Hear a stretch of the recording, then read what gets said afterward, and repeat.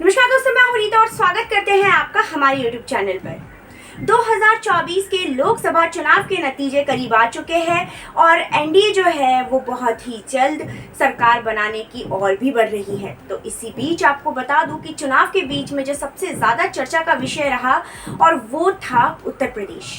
जहां उत्तर प्रदेश में जहां बीजेपी की पकड़ बहुत ज़्यादा मजबूत थी, ऐसे में अचानक से जब आंकड़े आए, जब रिजल्ट आया तो उत्तर प्रदेश में मानो उलटफेर हो गया।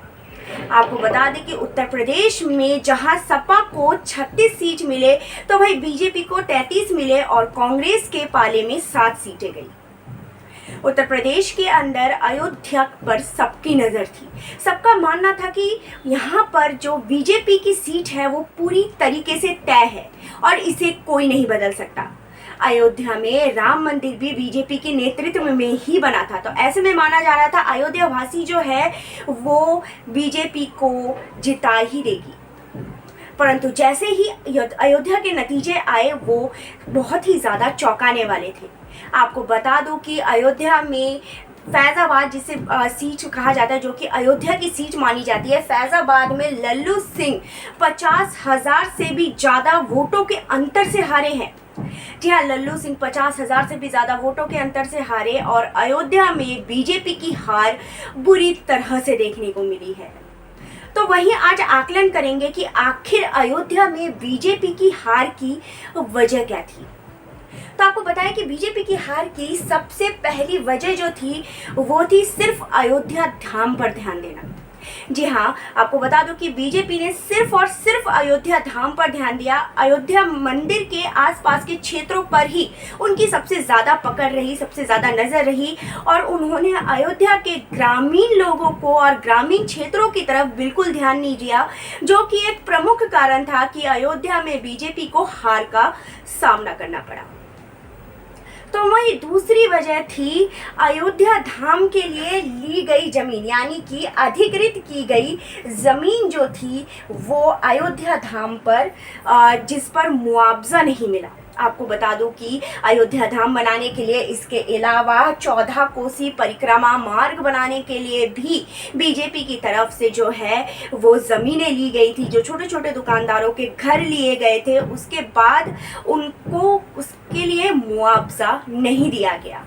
उनको अभी तक उस चीज़ का मुआवजा नहीं मिला है और उन लोगों की हालत बद से बदतर हो चुकी है। तो कहीं ना कहीं एक वजह ये भी है अयोध्या में बीजेपी की हार की। अगर तीसरे पॉइंट की बात करें तो ये वो पॉइंट है स्थानीय प्रत्याशी लल्लू सिंह को नापसंद करना।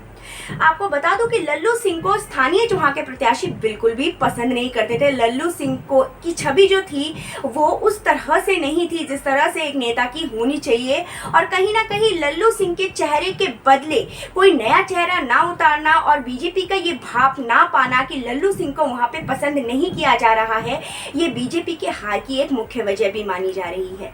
आपको बता दूं इसके बाद भी एक और वजह है कि लल्लू सिंह ने चुनाव से पहले संविधान बदलने की बात कही थी, जिसको लेकर काफी ज्यादा हो हंगामा मचा था, जो एक और वजह है बीजेपी के हार की। तो वहीं चौथी वजह की अगर बात करें तो वो है आवारा पशुओं का घूमना और आवारा पशुओं का स्थानीय लोगों को परेशान करना। जी हाँ, आपको बता दूं कि वैसे तो कहा जाता है बीजेपी के नेतृत्व में गौ रक्षा और जानवरों की रक्षा जो है वो सबसे ज़्यादा उस पर बल दिया जाता है, परंतु इतना सारा गोधाम बनने के बाद भी, गौशाला बनने के बाद भी आवारा पशु जो है वो रोड पर घूमते हुए नजर आते थे, रास्तों पर घूमते हुए नजर आते थे, जिसकी वजह से काफ़ी ज़्यादा हादसे और आम जनता को परेशानियों का सामना भी वहाँ पे करना पड़ रहा था। ज़मीनी तौर पर देखा जाए तो जिस तरह से अयोध्या को देखने की ज़रूरत थी उस तरह से देखा नहीं गया। आपको बता दूं कि सिर्फ अयोध्या राम मंदिर के क्षेत्र में जिस तरह से सरकार का ध्यान रहा और जिस तरह से सरकार को लगा कि वो सिर्फ अयोध्या राम मंदिर के वजह से ही अयोध्या में सीट को अपने कब्जे में कर लेगी, अयोध्या सीट को अपने कब्जे में कर लेगी, ये सबसे बड़ी बीजेपी की गलती समझ में आई। सबसे बड़ी गलती और गलत रणनीति जो थी वो बीजेपी की थी, जिस वजह से बीजेपी को अयोध्या में जो है वो हार का सामना करना पड़ा। बहरहाल तो सबसे बड़ा मुद्दा ये उठता है कि अब सरकार कौन बनाएगा। जी हाँ, सरकार जो है वो एनडीए बनाने वाली है या कोई गठजोड़ या उलटफेर होने के यहाँ पे आसार होंगे। खैर ये तो अभी कुछ समय बाद पता चल ही जाएगा। इसके अलावा आप हमारे चैनल से जुड़े रहिए, चैनल को लाइक कीजिए, सब्सक्राइब कीजिए और बेल आइकन का बटन दबाना बिल्कुल मत